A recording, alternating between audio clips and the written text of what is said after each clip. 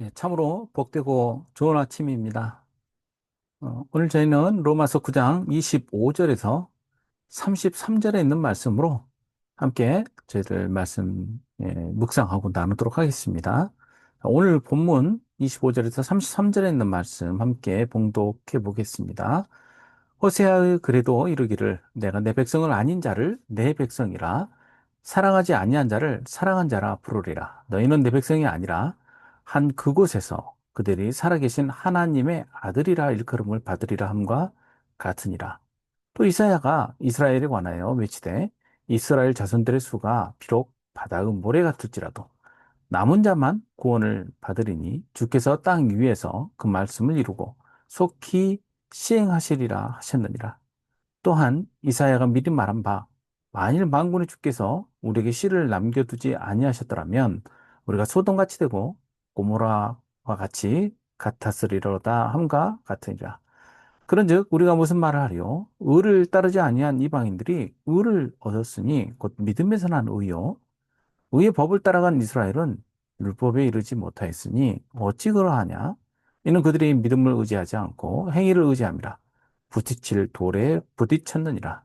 기록된 바 보라 내가 걸림돌과 거치는 바위를 시온에 두느니 그를 믿는 자는 부끄러움을 당하지 아니하리라 함과 같으니라. 아멘. 바울은 이 로마서를 기록하면서 특별히 이방인과 유대인의 관계에 주목하고 그리고 그들의 구원에 큰 관심을 보이고 그렇게 기록해 갑니다. 어떻게 하나님과 약속 또 언약을 맺지 못한 그런 이방인들이 하나님의 백성이 될 수 있습니까? 계약 자체가 없지 않습니까? 이스라엘은 계약의 백성이고 이방인들은 그렇지 않잖아요.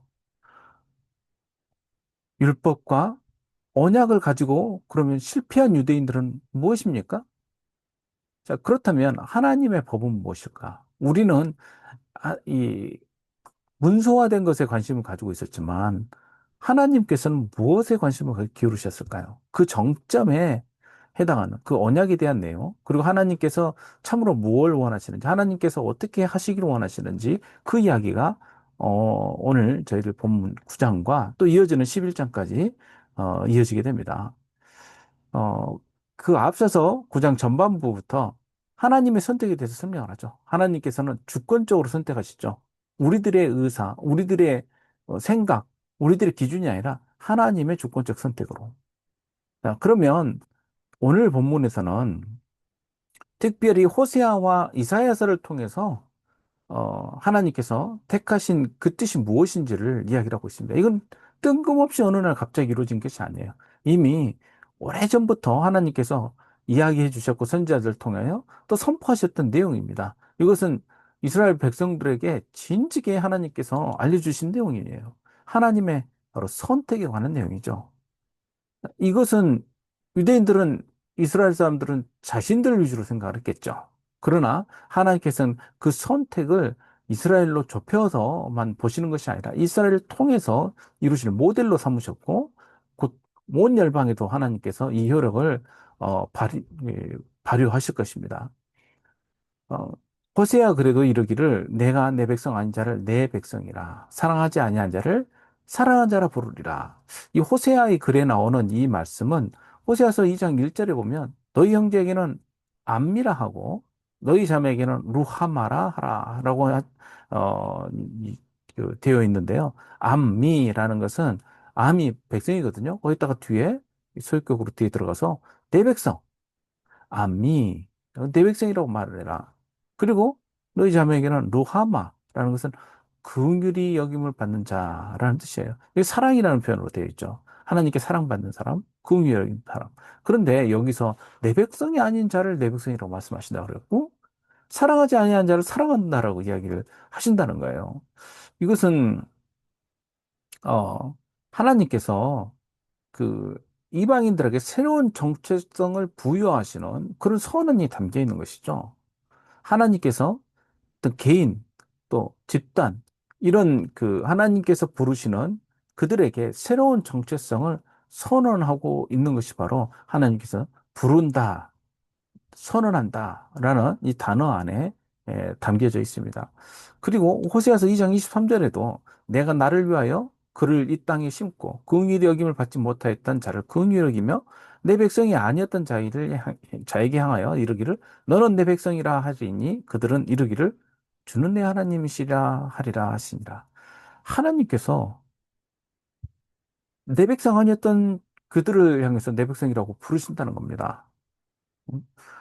이 말씀을 이제 인용하였는데 사실 바울은 하나님께서 이러한 선택, 이스라엘 백성 부르셨던 그 부르심과 그 선택이 그 이방인에게도 해당된다는 것을 말하기 위해서 호세아서에 있는 이 백성이라는 단어를 끌어오는 것이죠. 그래서 너희는 내 백성이 아니라 한 그곳에서 그들이 살아계신 하나님의 아들이라 일컬음을 받으리라 함과 같으니라. 이 말씀, 이제 호세아서 1장 10절에 보면 이스라엘 자손의 수가 바닷가에 모래같이 되어서 헤아릴 수도 없고 셀 수도 없을 것이며 전에 그들에게 이르기를 너희는 내 백성이 아니라 한 그곳에서 그들에게 이르기를 너희는 살아계신 하나님의 아들들이라 할 것이라.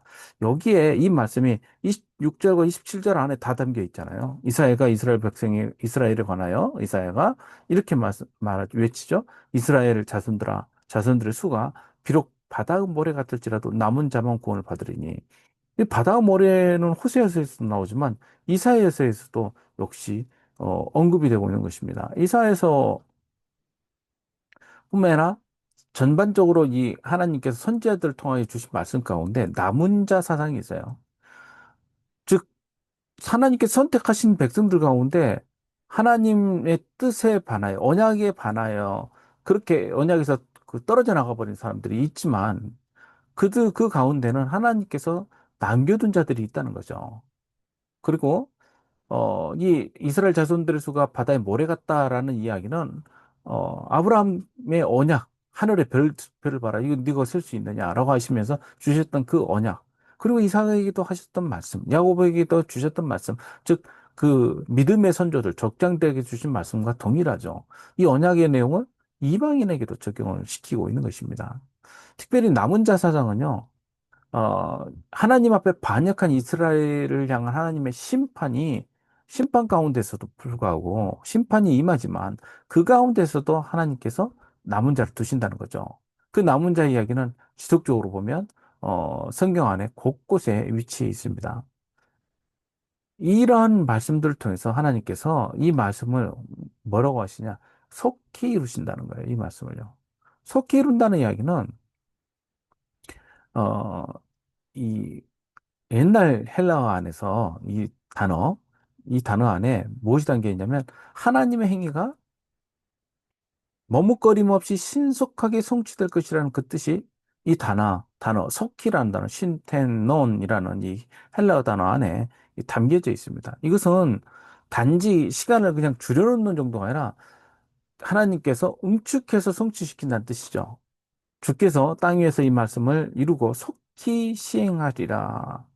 이 종말론적 선언 아닙니까? 그리고 또 하나는 이건 변개될 일이 없는 확정적 선언이에요. 하나님께서 말씀을 신속하고도 확실하게 이루실 것을 강조하고 있는 것입니다. 또한 이사야가 미름 바란 바 만일 만군의 주께서 우리에게 씨를 남겨두지 아니하시더라면 우리가 소돔과 같이 되고 고모라와 같았으리라 함과 같으니라. 그러니까 하나님께서 남겨준 자가 없었다면 그 남겨둔 자의 사상은 결국 뭐로 흘러갑니까?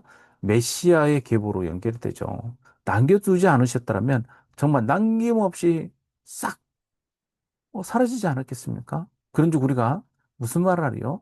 의를 따르지 아니한 이방인들이 의를 얻었으니 곧 믿음에서 나누요. 하나님께서 특별히 이방인들에게 믿음에 난 의를 통하여 하나님께서 의를 성취시키는 거예요. 그러니까 여기에서 의는 이스라엘은 얻지 못한 거예요. 이스라엘은 왜 그랬을까? 31절에 보면 의의 법을 따라갔기 때문에 그렇습니다. 의의 법은 뭐냐? 하나님의 율법이죠. 그 율법을 자신들이 다 성취할 수 있을 거라고 생각을 했던 것이죠. 그래서 율법에 이르지 못하였고 오히려 이방인들은 어떻게 됩니까? 하나님께서 하나님의 그 율의 그 법, 그 의를 따라서 어, 선언된 거죠. 의롭게 된 것 아닙니까? 그들은요. 그래서 하나님께서는 이러한 그 역사를 이루신다는 거죠. 하나님의 백성으로서 우리가 가져야 될 것은 결국 하나는 기다림이죠. 하나님께서 이루실 일을 기다려야 돼요. 또 하나는 어, 그 긍휼을 여기는 마음이 우리 가운데 또 있어야겠죠. 하나님께서 이스라엘 백성들을 향해 또 품었던 마음, 또 품으셨던 마음, 또 이방인들에게도 품으셨던 그 마음, 그 마음으로 바로 하나님께서 이방인조차도 구원하시는 그 역사를 이루시지 않습니까? 어찌 그러하냐? 이는 그들이 믿음을 의지하지 않고 행위를 의지함이라. 그랬죠. 자신들이 이룰 수 있다라고 생각하고 그걸 의지함으로써 결국 패망한 것 아닙니까? 부딪힐 돌에 부딪혔느니라. 이 자신들이 의지한 행위, 이것은 결국 하나님께서 두신 그 돌에 그 박살이 나는 그런 경험을 하게 만드는 거예요. 여기서 부딪힐 돌, 그리고 걸림돌, 거치는 바위, 33절 계속 이어지는 이 말씀들은, 성경에 보면 이사야서에 나오지 않습니까? 이사야서 28장 16절에 그러므로 주 여호와께서 이같이 이르시되 보라 내가 한 돌을 시온에 두어 기초를 삼았노니 곧 시험한 돌이요 귀하고 견고한 기초들이라 이것을 믿는 이는 다급하게 되지 아니하리라. 하나님께서 이 돌을 통해서 남겨주신 돌, 그 돌은 나중에 보면은 여러 가지 표현으로 등장합니다. 이 돌은 꼭 결국 뭘 말합니까? 예수 그리스도를 이야기하죠. 그리고 이사에서 8장 14절에 그가 성소가 되시리라.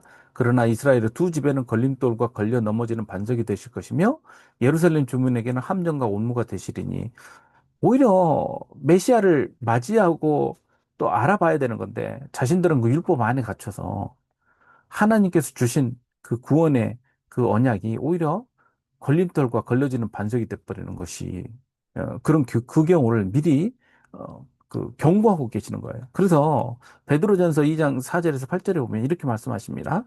사람에게는 버림받았으나 하나님께는 택하심을 입은 보배로운 산돌이신 예수께 나와 이제 풀어주죠. 그 산돌은 누굽니까? 예수 그리스도죠. 너희도 산돌같이 신령한 집으로 세워주고 예수 그리스도로 말미암아 하나님의 기쁘게 받으실 신령한 제사를 드릴 거룩한 제사장이 될지니라. 예수님 때문에 우리가 거룩한 제사장으로 하나님께 값없이 나갈 수 있다는 것 아닙니까? 성경에 기록됐을 때 보라 내가 택한 보배로운 모퉁이 돌을 시온에 두느니 그를 믿는 자는 부끄러움 당하지 아니하리라 했으니 이 말씀 이사야서 말씀이 성취된 거죠. 그러므로 믿는 너에게는 보배이나 믿지 않는 자들에게는 건축자들이 버린 그 돌이 머퉁이의 머릿돌이 되고 우리가 그걸 아니까 그 귀한 돌에 대해서 예수 그리스도를 아니까 우리에게는 귀한 보배가 되었죠. 그러나 다른 이들에게는 버린 돌처럼 여기지 않았습니까? 하나님께서는 그 돌을 통하여 그 성전의 머퉁이 돌, 머릿돌로 삼으셨죠. 부딪히는 돌과 걸려 넘어지는 바위가 되었다 하셨느니라. 그들이 말씀을 순종하지 아니하므로 넘어졌다라고 이야기하죠. 성도 여러분, 우리는 어떻습니까? 우리는 넘어지는 자 아닙니까? 하나님의 말씀에 걸려 넘어지는 자, 오히려 그걸로 시험받는 자, 이거 정말 불행한 일 아닙니까? 하나님의 언약 가운데 우리가 기준이 되어서 우리가 그 기준으로 작용하면서 스스로 넘어지는 자가 돼서는 안 됩니다. 하나님의 말씀, 이 말씀에만 우리가 마음과 뜻을 두어야 될 것이고, 이 말씀을 성령께서 풀어주시도록 또 그 풀어주신 말씀을 순종하도록 겸손한 마음으로 태도로 이 말씀을 받도록 우리가 하나님께 기도하고 또 하나님 앞으로 나아가는 저와 여러분 되시기를 주님의 이름으로 축복합니다. 우리 함께 가진 기도 제목으로 기도하겠습니다. 아버지 하나님, 우리는 우리가 가진 기준을 가지고 강하게 나아가려는 의지를 표현할 때가 너무 많습니다. 오히려 그런 강한 의지 때문에 스스로 넘어지는 자가 될 때가 너무 많습니다. 하나님께서 이루시는 일을 바라보고 그 하나님의 선하신 계획을 따라 순종하는 저희들 되게 하여 주옵소서 예수님의 이름으로 기도하옵나이다. 아멘.